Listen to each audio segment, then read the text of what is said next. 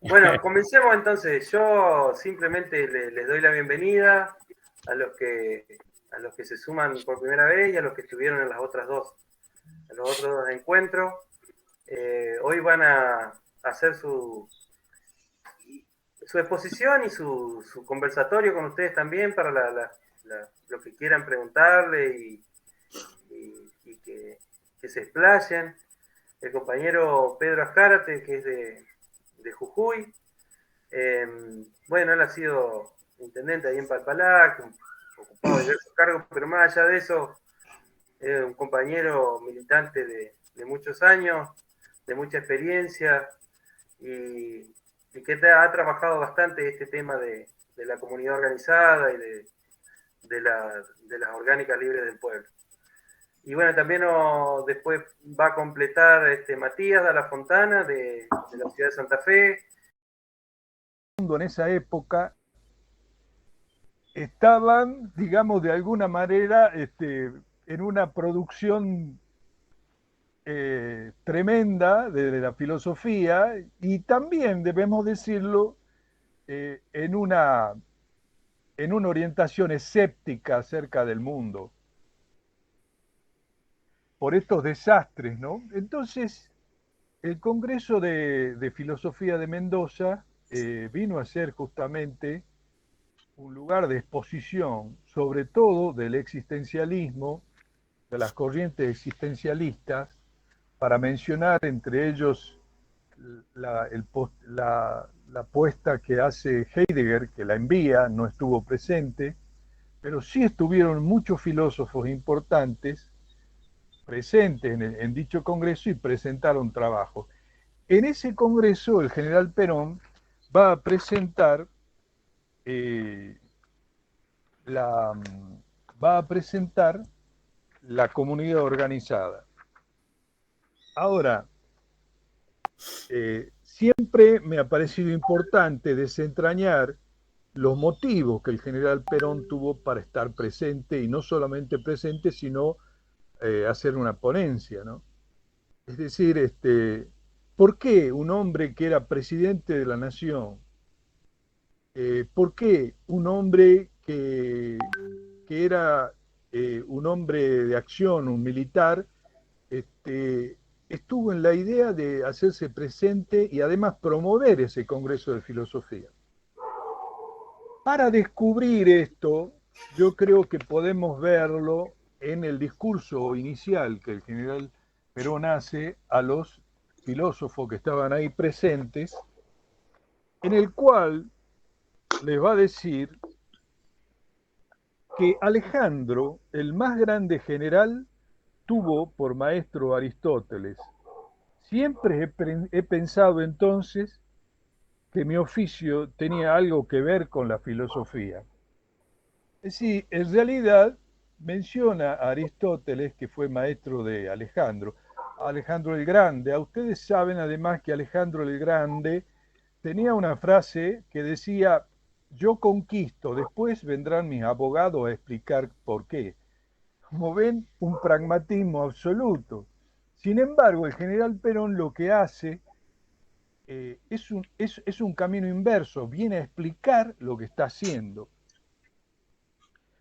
Nuestra acción de gobierno no representa un partido político, sino un gran movimiento nacional con una doctrina propia nueva en el campo de la política mundial.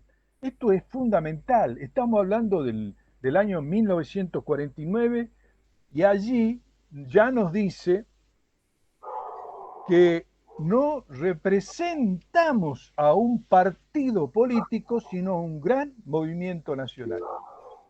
Tenemos un partido, pero no somos un partido. El movimiento nacional es el lugar de la acción política y no es el partido político. Además,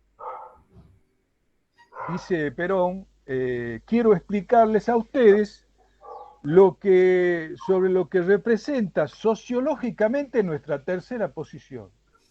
Aquí el general Perón va a exponer la tercera posición, que como ustedes sabrán, no es para nada una posición intermedia, sino por el contrario, una nueva posición filosófica y política que va a superar a las doctrinas que existían, más que a las doctrinas, digamos, a las ideologías reinantes en el mundo de ese entonces y de hoy, como van a poder apreciar. Señalo solamente opiniones, pero que esas opiniones han sido asimiladas por nuestro pueblo y que representan y que están incorporados a la Constitución Nacional. La Constitución Nacional se había aprobado el mes anterior.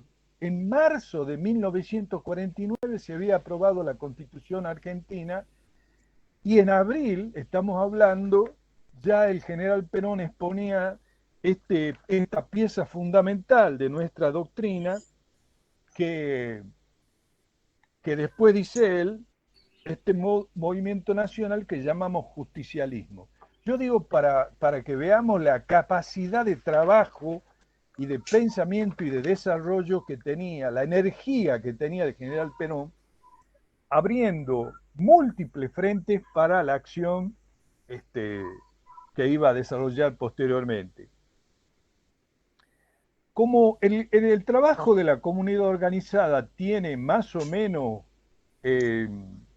más o menos tiene 45 autores, de los cuales 37 por lo menos son filósofos, nosotros vamos a tener que rozar suavemente, lo vamos a hacer, los temas filosóficos para poder entender lo que el general Perón ha desarrollado en lo que parece un librito de cuentos muy chiquitito, pero es muy denso, ¿no? No nos olvidemos que está resumiendo el pensamiento de la humanidad de alrededor de 2500 años para atrás. Y ya en los títulos, algunos dicen que los dos primeros títulos de la comunidad organizada son lo que podríamos llamar la tesis, ¿no? Dice, el hombre y la sociedad se enfrentan con la más profunda crisis de valores que registra la evolución. Ese es el primer título. Pero, oh, sorpresa, en el año 49 estábamos en la más profunda crisis de valores. ¿Qué podríamos decir cuando el general Perón en el 72 nos dijo que lo que estaba destruido era el hombre argentino? ¿No? Parece que la mano venía brava ya desde hace mucho, y también eso va a explicar la situación que hoy se encuentra el mundo y la sociedad. Dice el general Perón, es posible que la acción del pensamiento haya perdido en los últimos tiempos contacto directo con las realidades de la vida de los pueblos. Porque en el discurso inaugural él también les dice, guarda, de lo que yo voy a hablar son cosas que ustedes pueden palpar, que la estamos realizando. O sea, que la filosofía no se expresa solamente como un afán teórico, sino como el fundamento de lo que ya se está haciendo en la Argentina. Y después dice Perón, ¿acaso sobre el gran fondo filosófico que es la verdad haya prevalecido una cuestión de tendencias ajenas al ansia del conocimiento? Y aquí va a tocar el tema de la verdad como una cuestión fundamental, porque lo que vamos a recoger justamente de estos filósofos es los fundamentos eh, principales como ser el tema de la verdad. El que va a desarrollar el tema de la verdad dentro de los griegos es Sócrates. Sócrates va, va a ser el primero de los llamados filósofos humanistas, porque los griegos, después de abandonar lo que era la explicación filosófica del cosmos, se volvieron a explicar lo que es el hombre, y bueno, Sócrates, Platón y Aristóteles son los humanistas que van a tocar en la problemática del hombre. En esa Grecia antigua, en el Ágora, se discutía personalmente las cuestiones y las disputas. Tanto, digamos, que no existían abogados, sino que cada uno tenía que defender sus propias causas. Y en esa época había alguna gente que se llamaba los sofistas que enseñaban a ganar discusiones, más allá de que uno tuviera o no la verdad. Eso se llaman los sofistas, es decir, que tienen una larga trayectoria, como podemos ver en la historia. Bueno, estos sofistas, digamos, cobraban y enseñaban para uno ganar la discusión. Entonces Sócrates les dijo, pero no puede ser que el hombre sea la medida de las cosas.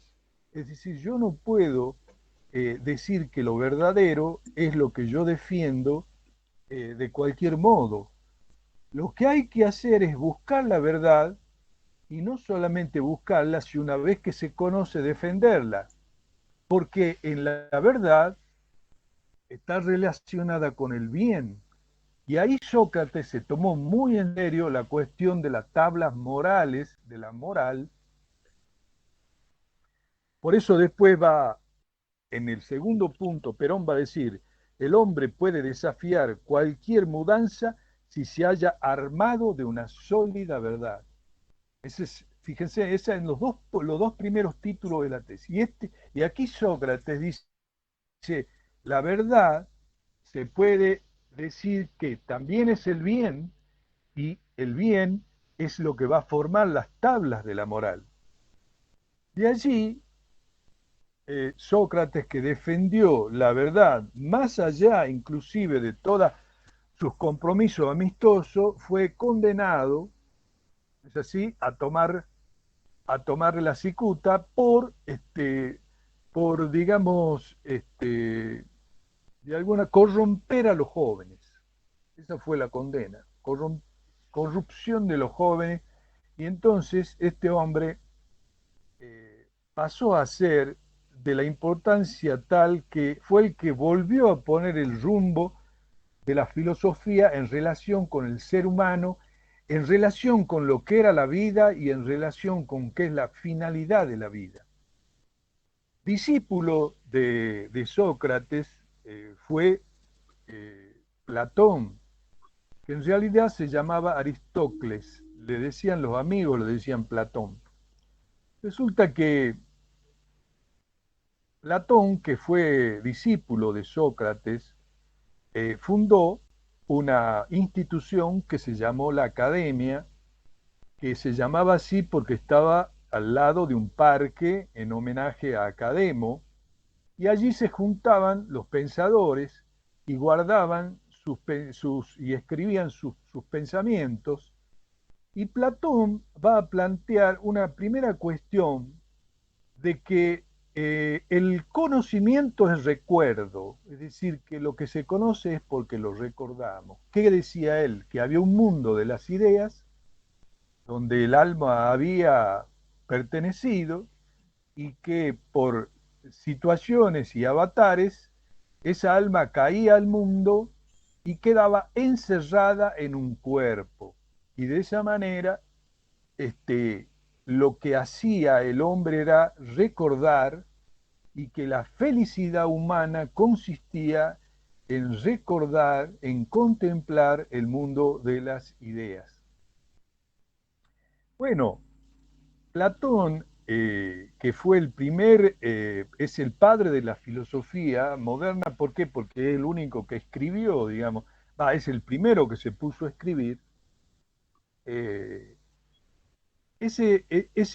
ese filósofo avanzó más sobre las virtudes, y esto nos interesa de Platón porque es el primero que habla de la justicia. ¿Sí? La justicia como una virtud, que además la justicia estaba comprendida por tres virtudes que eran la sabiduría, la fortaleza y la templanza. Estas tres componen la justicia. Y Platón trató de llevar a la sociedad, trató de llevar a la sociedad este planteo de similar al cuerpo humano, ¿no? Porque la sabiduría del pensamiento, la fortaleza del cuerpo y la fortaleza y la templanza de los apetitos. La fortaleza del cuerpo y la templanza del apetito. Entonces él decía que la sociedad tenía que estar formada, tenían que mandar los sabios, ¿no? Los prudentes, los soldados tenían que hacer la defensa de la ciudad, que era la parte de la fortaleza, y el pueblo tenía que exhibir la virtud de la templanza. Bueno, está de más decir que le fue muy mal. Hubo por lo menos 2 ensayos con amigos de él que eran reyes y que, bueno, fueron un fracaso de alguna manera. Pero Platón también nos dice algo que después se conoce como idealismo, es el hecho de que el cuerpo es la cárcel del alma. Como que, como que el ser humano se encuentra encarcelado en un cuerpo, se encuentra capturado. Por lo tanto, la materia para Platón es algo negativo. Acuérdense del amor platónico, ¿no? La materia era algo negativo.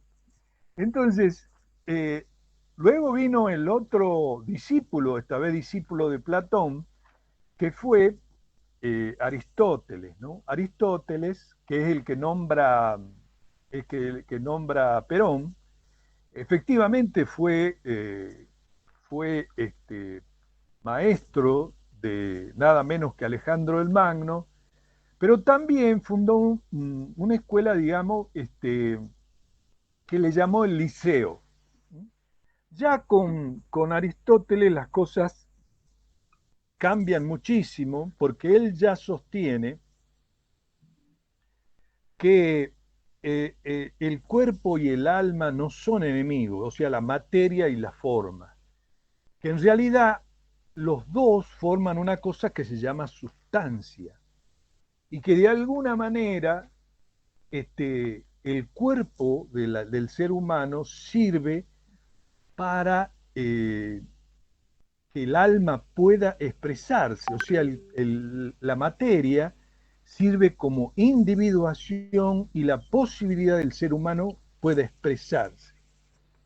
Aristóteles va a hacer una filosofía tremenda porque crea lo que conocemos como la lógica, que apenas ha sido modificada hoy en día con algo en la informática, en el campo de la informática, pero esa lógica es la misma de hace 2500 años.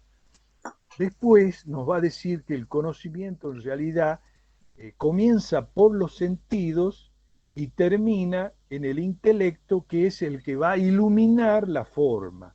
¿Sí? De alguna manera ya no es tampoco el cuerpo la cárcel del alma, sino que son necesarios tanto el cuerpo como el alma. Y también nos va a introducir en algunos aspectos interesantísimos como ser que el hombre es un animal político que tiene como fin lo social.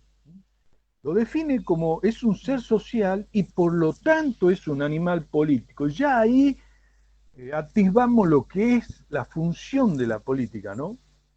Porque dice, es un animal social, pero, sí, pero está en función social y por eso es un animal político. Entonces, también nos dice algo muy interesante, que la felicidad no debe confundirse con el placer. Quiere decir que si yo me tomo todo el vino, no necesariamente voy a ser feliz. Quiero decir, hace una distinción importante sobre esto. Y la felicidad es contemplar, por supuesto, esas esencias que va descubriendo el ser humano.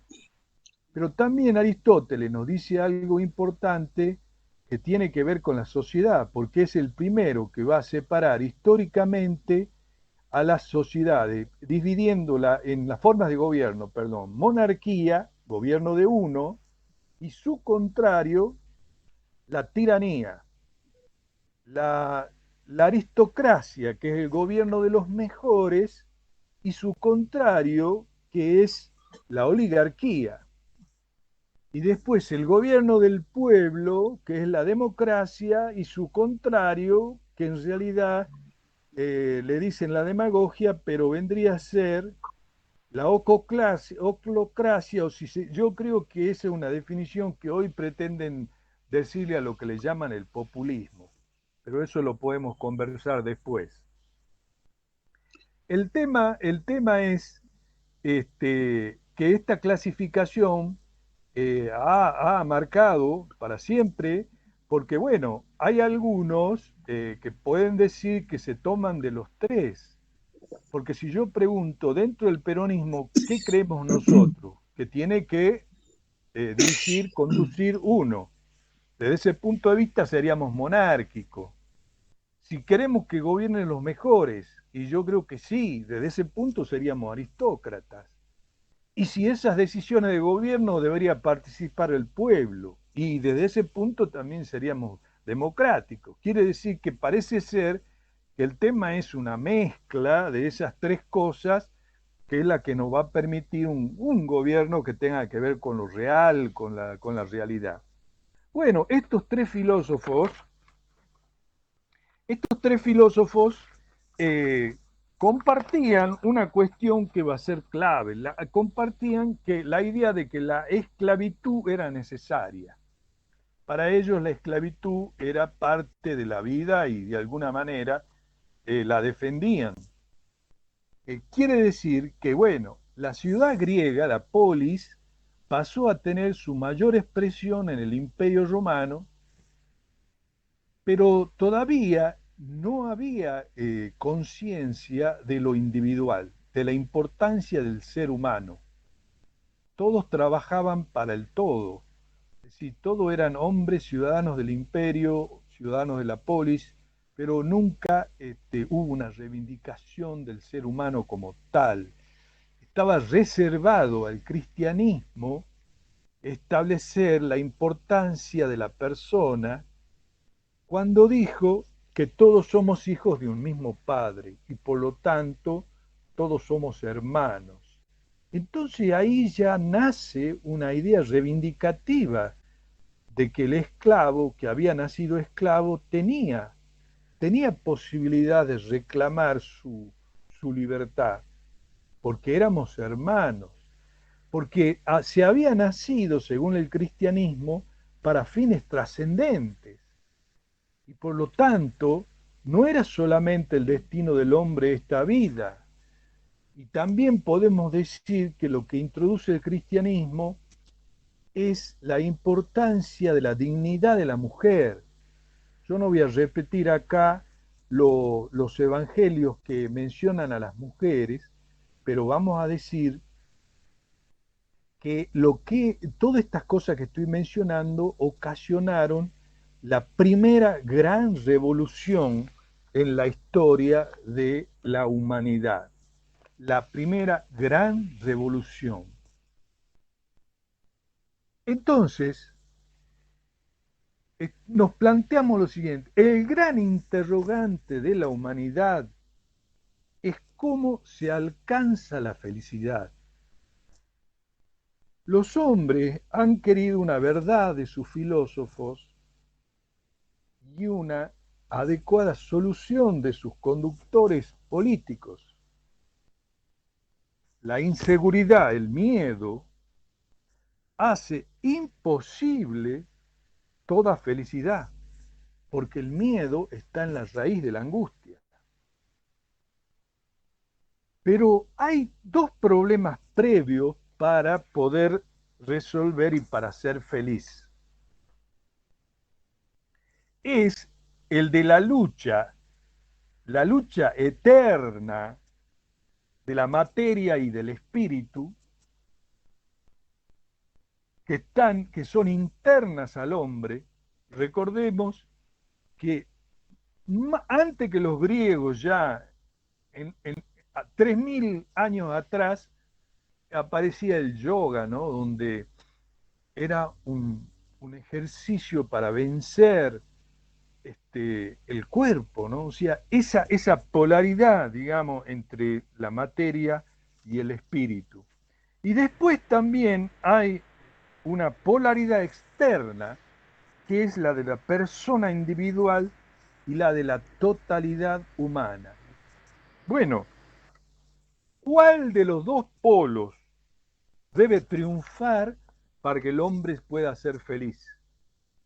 En esto se juega el destino del hombre. Yo les mencioné el tema de la verdad y yo solamente quiero mostrar la importancia de este tema de la búsqueda de la verdad. ¿Por qué? La pregunta que yo hago, ¿es posible una amistad sin verdad? ¿Es posible la vida de una pareja, varón y mujer, sin verdad?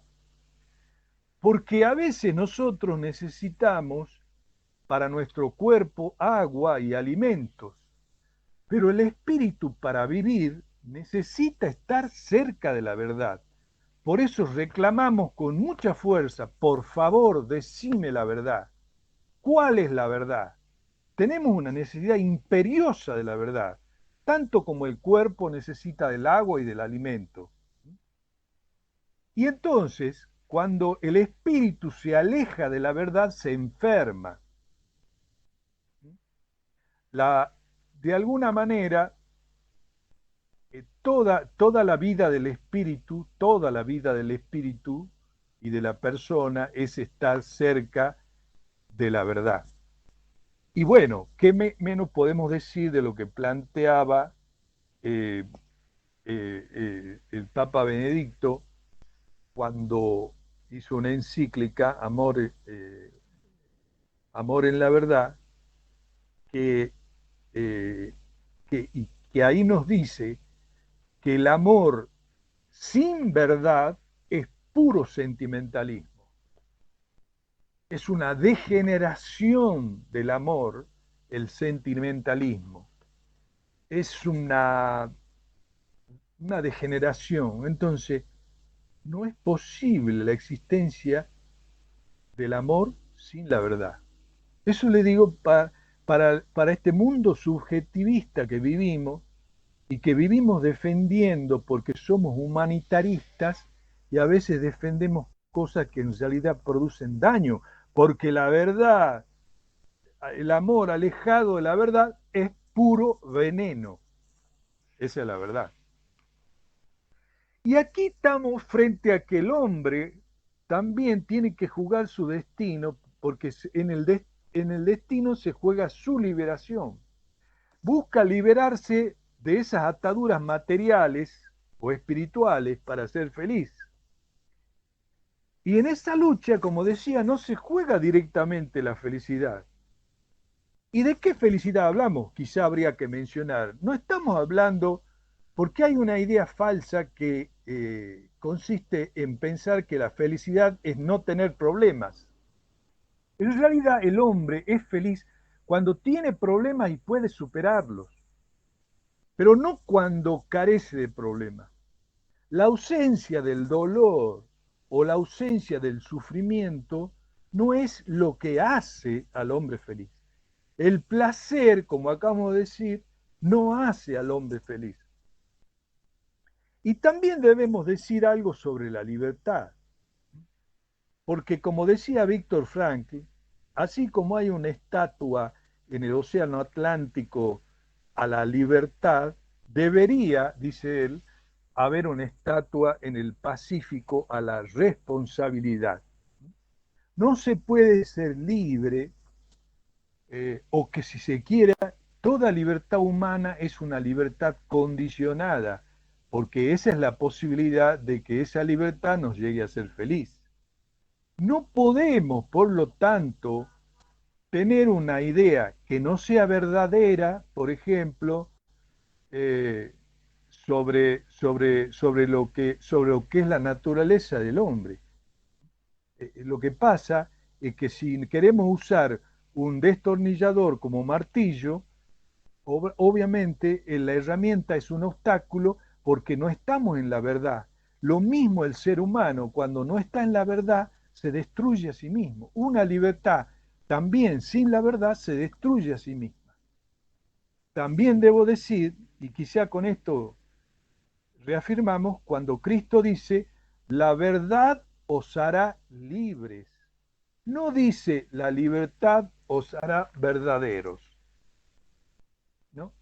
Entonces, tenemos la noción de la libertad que requiere los límites, que requiere la responsabilidad, que requiere ser libre de, pero ser libre para.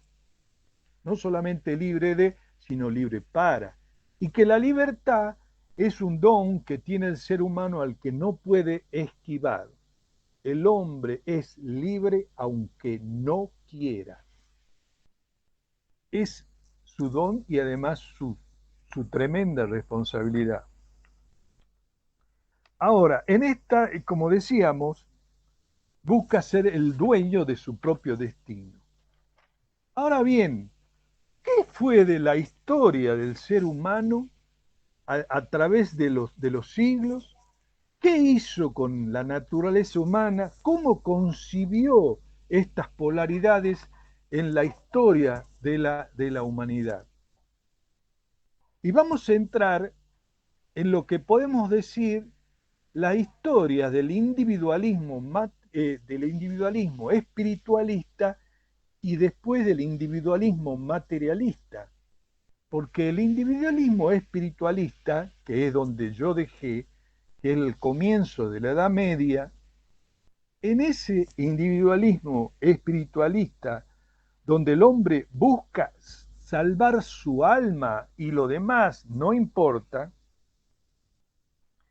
y que a pesar de que la Edad Media nos dejó los hospitales, los conventos, los castillos, los caballeros andantes, los juglares, y donde nos dejó las corporaciones, que como ustedes saben, las corporaciones son los abuelos de los sindicatos.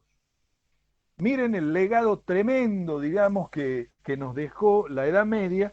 Sin embargo, siempre había la tendencia individualista que permitió la aparición de las fuerzas esclavistas, primero del feudalismo y luego del absolutismo. ¿Por qué? Porque todo se hacía por mayor gloria de Dios, pero ahí hubo un descuido y apareció el Renacimiento. El Renacimiento que nace, digamos, por un cansancio del debate teológico, que nace también por la aparición de un regusto de aquel paganismo de los griegos que trajeron los que habían escapado de la caída de Constantinopla en el 1400 y pico, que también es la situación en lo que nace el lujo en Florencia, en Venecia, donde aparece el mecenazgo, los grandes artistas, nace un nuevo humanismo, que no es el humanismo ya, el humanismo de la Edad Media, sino el humanismo, digamos, paganizado o, si se quiere mejor, materializado. A eso tenemos que agregarle la aparición la aparición de Lutero, ¿no? Y la aparición de la protesta, digamos. Porque el protestantismo, ¿qué hizo? Protestó y se fue. No protestó y volvió, protestó y se fue. Eso fue la historia del protestantismo y de alguna manera en ese caldo van a ser la expresión de ese individualismo materialista este, que permitió eh, que nazca el individualismo que esclavizaba a los otros. Entonces, ¿cuál es la expresión de ese individualismo? De ese individualismo es la Revolución Francesa, el triunfo del racionalismo, el triunfo del empirismo inglés con Hobbes, el hombre es lobo del hombre.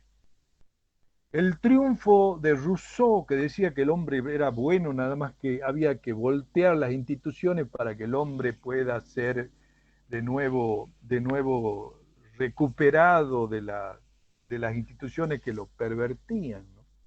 Yo siempre toco cuando digo Hobbes, el hombre es lobo del hombre, y digo Rousseau, el hombre es bueno, pero lo hicieron malo, ¿qué decía Perón? Perón dijo, los hombres son buenos, pero mejor si se los vigila. Fíjense si no es una posición superadora de tanto de Hobbes como Rousseau, ¿no? Pero bueno, este, quizá lo más importante de esta época también es decir que aquí nace el partido político. ¿No es así? Nace el partido político como la única institución intermedia permitida porque las corporaciones fueron disueltas a punta de bayoneta. Después, la concepción artificial de que el hombre solamente es un ciudadano y donde el Estado, digamos, el Leviatán, era el que regulaba todas esas relaciones. Toda una creación artificiosa de la sociedad y del ser humano. Y el partido político, que como ustedes saben, la Revolución Francesa no la ganaron los sans-culottes, los descamisados, ni la aristocracia, ni la iglesia, sino la ganaron los burgueses, los que tenían dinero. Y esa gente es la que estableció el partido político, primero, en la que votaban solamente aquellos que pagaban impuestos, o sea, ellos. De alguna manera, digamos, se ha perpetuado a través de la historia este artefacto que se llama el partido político. Por eso Perón nos dice que no somos un partido político, sino un gran movimiento. Bueno, ese artefacto que fue el partido político sirve para que sean las minorías, las mesas chicas, las que resuelvan las cosas por las mayorías. Así está pensado y está pensado en la necesidad de la plata como para funcionar. O sea, que nadie se extrañe cuando después lo padezca, pero debe saber por qué. Bueno, después del capitalismo nace, digamos, a partir del desarrollo de el maquinismo, que va a traer la explotación del hombre por el hombre, va a crear el proletariado y de alguna manera creyó que la razón lo liberaría al hombre, la razón y la máquina.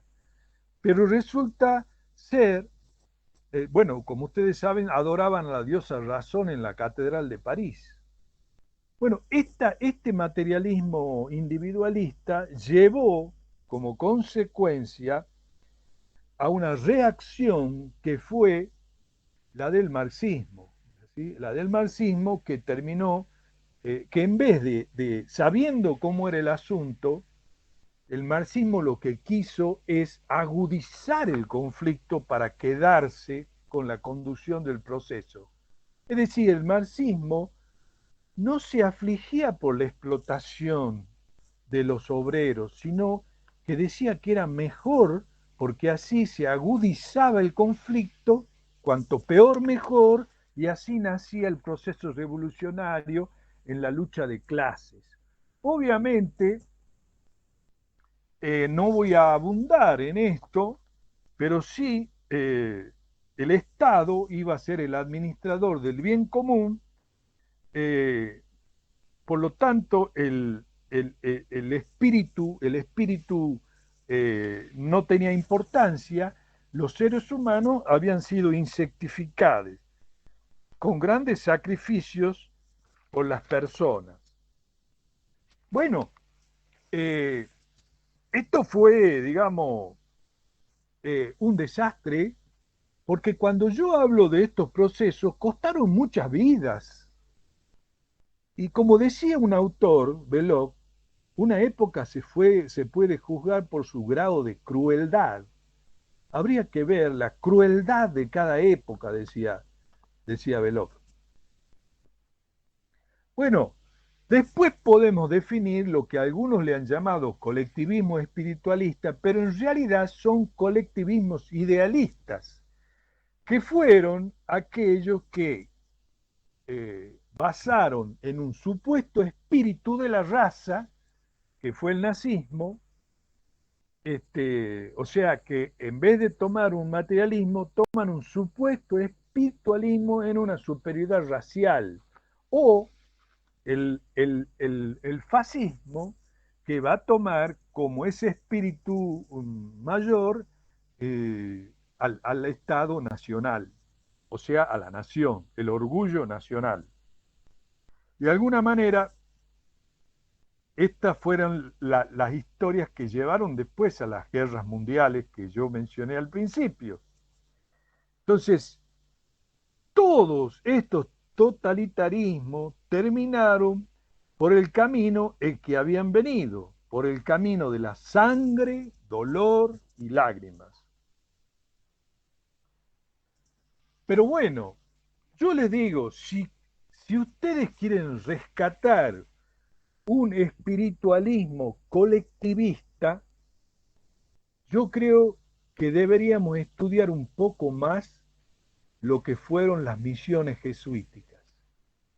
Yo creo que todavía no hemos estudiado lo suficiente la importancia que tuvo esa experiencia histórica de la humanidad en América. Bueno, entonces el hombre moderno está desengañado, tiene náusea. Esto viene de Sartre, ¿no? La náusea. Tiene náusea y tiene miedo. Está dominado por un extraño y profundo complejo de inferioridad. Pero hay una solución no ensayada, una intermedia, este, que es la que llamamos la tercera posición. Y surge ¿de dónde? Del justicialismo. La valoración que hace el justicialismo de las fuerzas humanas es sencillamente la valoración cristiana. Para ser una sociedad no de ángeles, sino de hombres, todo lo que nos lleve a las posiciones animalistas o angelistas perjudican al ser humano. El ser humano es un equilibrio de esas dos situaciones. No es necesario que todos sean cristianos. Como ustedes saben, las sociedades cristianas permiten todas las religiones. Por eso no es necesario que sean cristianos, ni que el Estado sea clerical. Basta reconocer la valoración cristiana de las fuerzas humanas. El espíritu es simple y su causa directa es Dios. No cambia ni se destruye. La materia es compuesta, no se destruye, pero cambia continuamente. Y Dios es su causa mediata.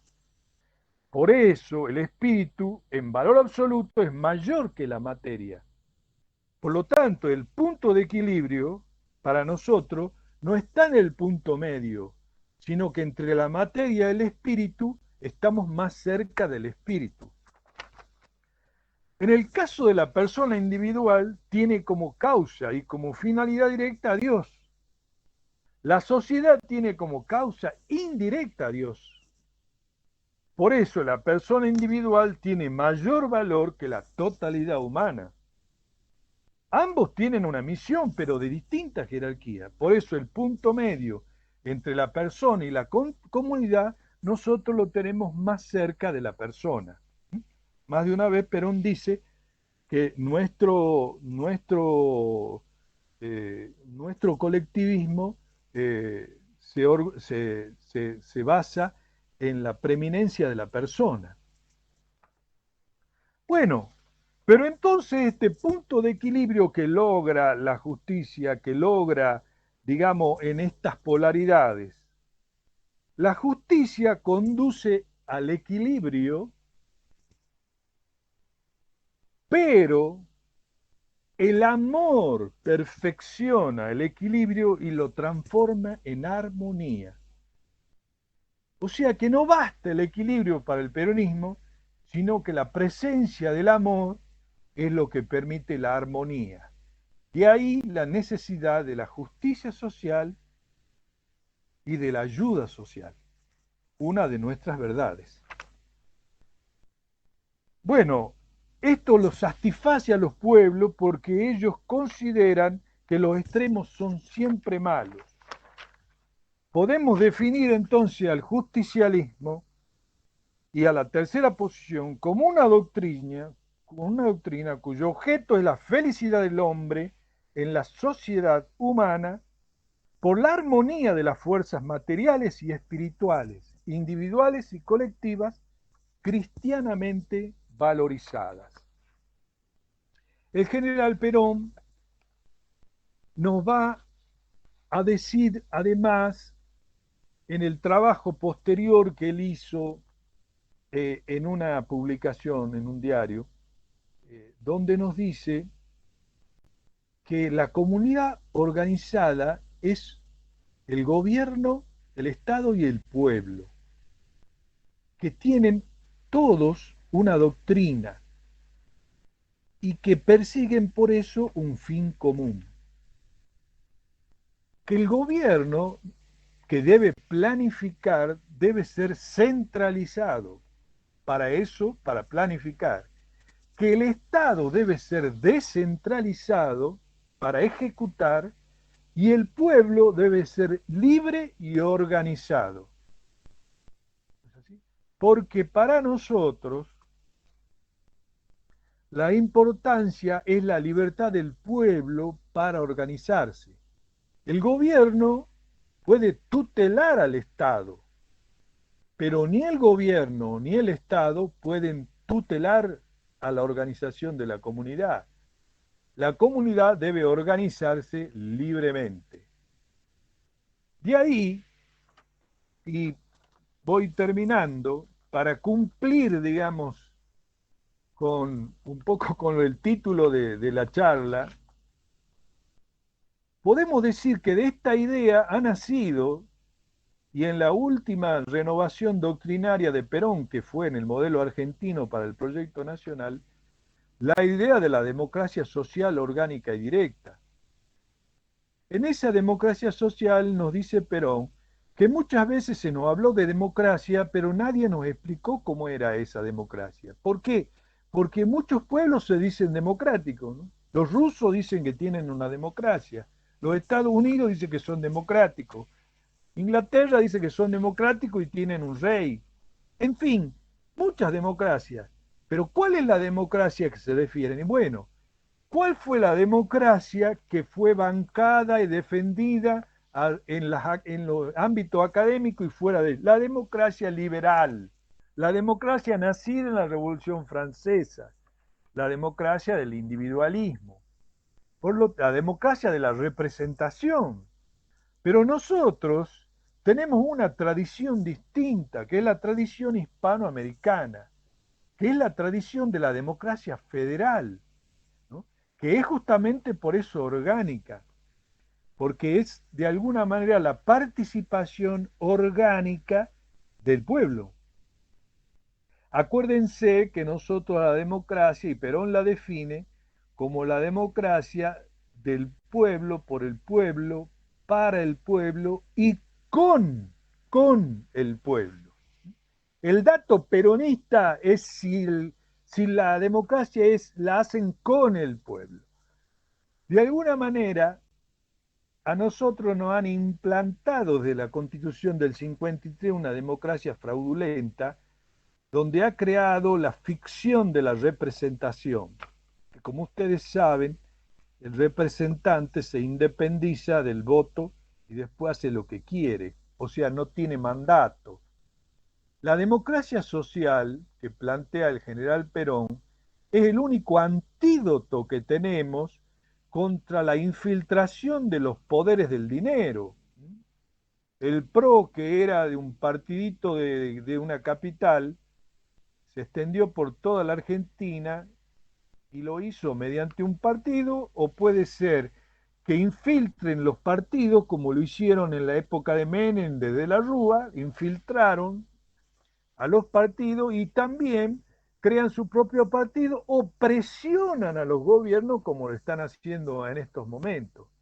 El antídoto contra eso es la democracia social, orgánica y directa, donde el pueblo participa en la toma de decisiones en forma organizada, no como bolsa de gatos, sino en forma organizada, desde sus instituciones y con mandato, trabajando codo a codo con el gobierno. Bueno, por no hacerlo más extenso, compañeros, digamos, he hecho un pantallazo de lo que es la comunidad organizada y su desemboque natural en que lo que es la democracia social.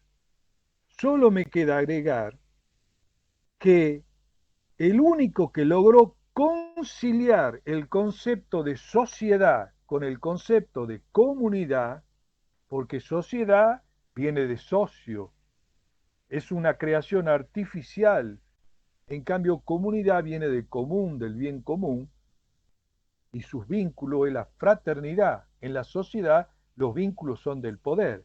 Perón, en vez de decir vamos marcha atrás, lo que hizo vamos hacia adelante y creó una sociedad en donde el objetivo de la sociedad sea permitir la creación de la comunidad y garantizar el poder de la comunidad en el marco de un sistema de partidos políticos liberales como el que hoy existe.